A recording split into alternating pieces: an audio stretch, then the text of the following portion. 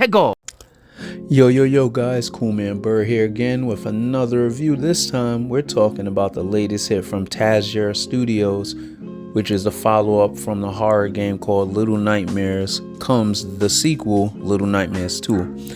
Now, I know what you guys are saying. Cool Man, how you gonna jump to do a review of the sequel of a game before acknowledging and reviewing the original? And to that, I say to you guys, take it easy, Kimosabi.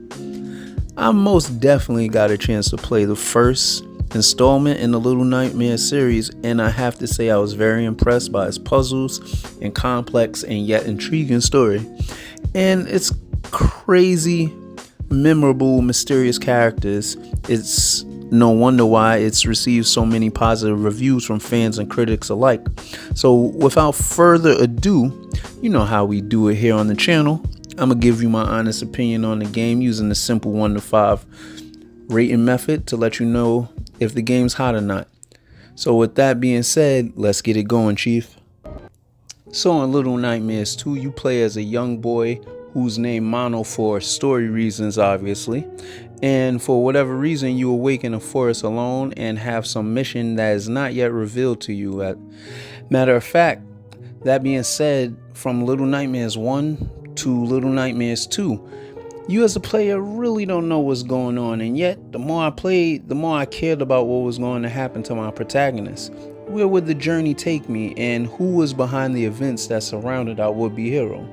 I like this element because it is allowing you as the player to put on your thinking cap for once and leave it up to you to figure out the story before the devs just reveal to you what's happening, instead of just showing you the whole plot of the story in just a few cutscenes.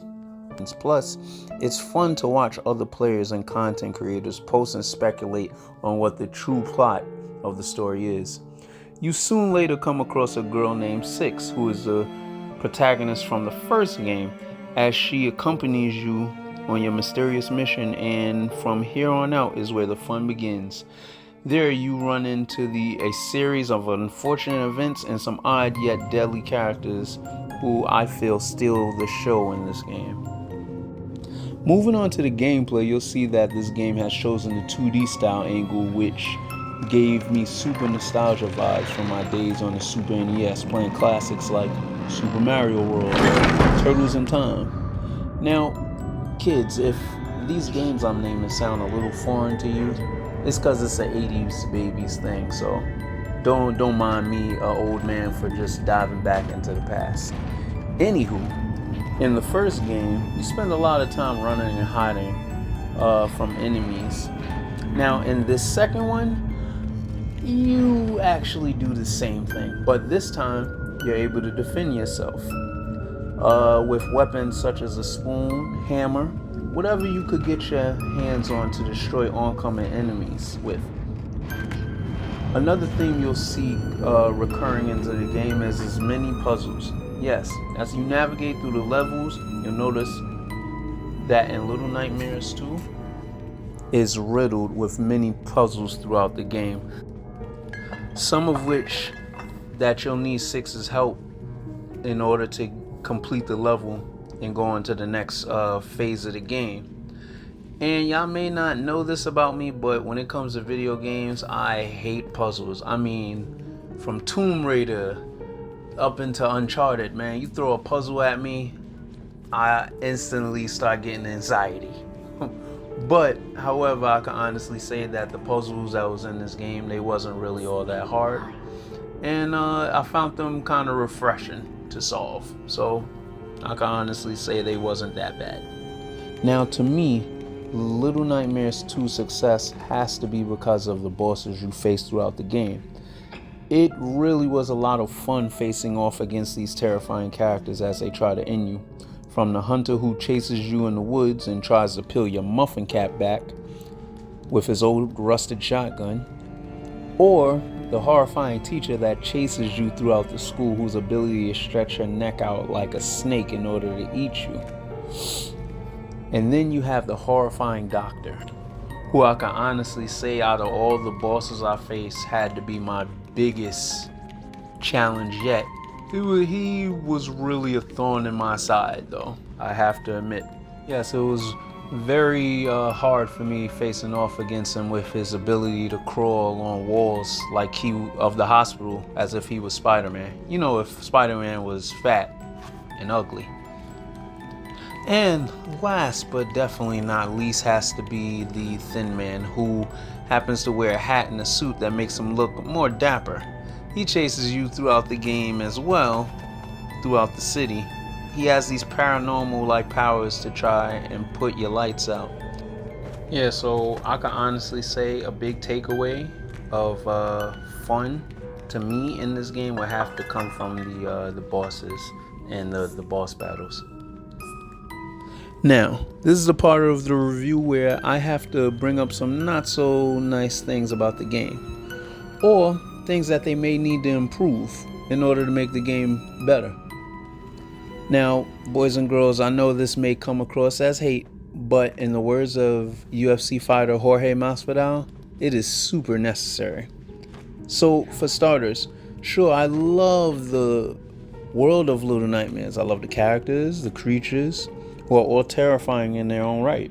But the story, as intriguing as it is, I can't get over now that we are in Little Nightmares 2. I've ended it and completed it, and yet I still don't know what the hell is going on. Who is Six? Who is Mono? Where did they get their abilities from? Who are the other orphan kids from the comics that is attached to the game? And who the hell are these bosses in the series, and why are they so ugly? But yeah, at this point, it makes it seem like Tazero Studios was making this story up as they went along. And me being a fan of the game, I'm worried that if we do get DLC, and I definitely believe we will, that it won't come through with enough details for me about what's going on with the story. Now, don't get me wrong, the mystery of the game is cool, but I'm gonna need some info on my protagonists. What drives them? It would be pretty lame if we didn't get a true explanation on what the actual plot is. And if I can just nitpick some more, the 2D was a great choice by Tazero Studios, but if I'm on a ledge making a jump to a platform, I sometimes miss because it's hard to tell if I'm lined up properly. It could definitely be annoying at times, but for the most part, that is my gripe with this game in the series so far as a whole. So, after playing the game and dying multiple times and completing a few puzzles, I've got the perfect star rating for Little Nightmares 2. So, drum roll please. 3.5 stars out of 5. Yes, Little Nightmares 2 is terrifying fun, though the story isn't fully laid out, yet it's an enjoyable game. Definitely worth your dollars, especially at the nice affordable price of $40. Now, unfortunately, Tazero Studios said that Little Nightmares 2 will be their last game they make for the series because they're looking to make new games and tell new stories. I understand that, but you know Bandai, who published the game, is not about to let this gravy train stop anytime soon. At least that's what I'm thinking. But here's hoping they don't trash it. And plus, I'm very excited and looking forward to future DLC that they may have for the game.